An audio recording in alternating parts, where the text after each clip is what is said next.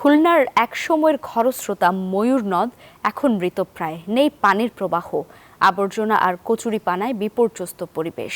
দখলদারিত্বে প্রতিনিয়ত কমছে নদের আয়তন।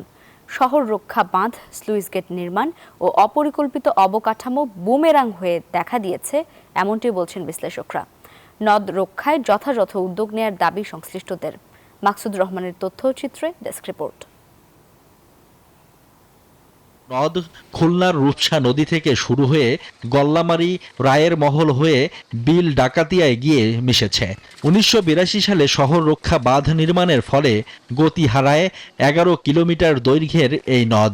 পরবর্তীতে রায়ের মহল এলাকায় স্লুইস গেট ও রূপসা নদী সংযোগস্থলে আলুতলা বাঁধ নির্মাণের ফলে স্রোতহীন হয়ে পড়ে ময়ূর নদ।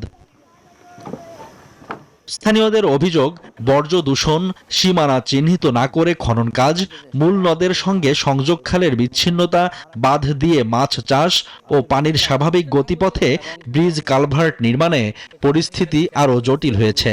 অনেক চড়া ছিল, তো চারুকুলে আটকাই বাড়ি করতে আছে। ময়ূর নদীর খালটা অত্যন্ত চিপা হয়ে গেছে, সরু হয়ে গেছে, অবৈধ দখলদারিত্বের কবলে পড়ে। প্রবাহমান যে জমির যে পরিবেশটা ছিল সেগুলোকে নষ্ট করার কারণে আজ ময়ূর নদ একদম মৃত্যুপ্রায় হয়ে দাঁড়িয়েছে। নদ ঘিরে অপরিকল্পিত অবকাঠামো বাস্তবায়নই এখন বড় সংকট বলে মত বিশ্লেষকদের।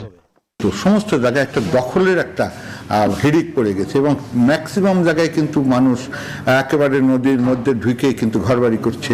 পানি প্রবাহ স্বাভাবিক করতে আলুতলা বাঁধ অপসারণের দাবি পরিবেশ সুরক্ষা মঞ্চের এই নেতার। আলুতলা বাঁধকে তুলে দিয়ে যদি ময়ূর নদীকে উন্মুক্ত করে দেওয়া যায়, তাহলে জোয়ার ভাটার পানি যদি খেলতে পারে, তাহলে ভাটির সময় কিন্তু ময়লা কচুরিপানা অটোমেটিক্যালি নদীতে কিন্তু টেনে নিয়ে যাবে। তবে আলুতলা বাঁধ উন্মুক্ত করলে বিল ডাকাতিয়ার নিম্নাঞ্চল জলাবদ্ধ হওয়ার শঙ্কার কথা জানান সিটি কর্পোরেশনের এই কর্মকর্তা। এই সুইচ গেট দিয়ে যদি আমরা পানি উঠাই তাহলে এই পানি চলে যায় বিল ডাকাতিয়ার মধ্যে। বিল ডাকাতিয়া নিচু, এমনিও জায়গা প্রচুর জলবদ্ধতা আছে। ময়ূর নদ রক্ষায় সংশ্লিষ্ট সংস্থাগুলোকে সমন্বিত উদ্যোগ নেয়ার তাগিদ বিশ্লেষকদের। পানি উন্নয়ন বোর্ড থেকে তাদের যে নদীর পাশের যে সীমানা, সেই সীমানা সংরক্ষণ করতে হবে এবং আপনার জেলা প্রশাসন থেকে উদ্যোগ নিতে হবে যাতে ময়ূরের জায়গা কেউ বেদখল না করে। খুলনার লাইফলাইন খ্যাত ময়ূর নদ রক্ষায় যথাযথ উদ্যোগ নেবে সরকার, এমনটাই প্রত্যাশা সংশ্লিষ্টদের।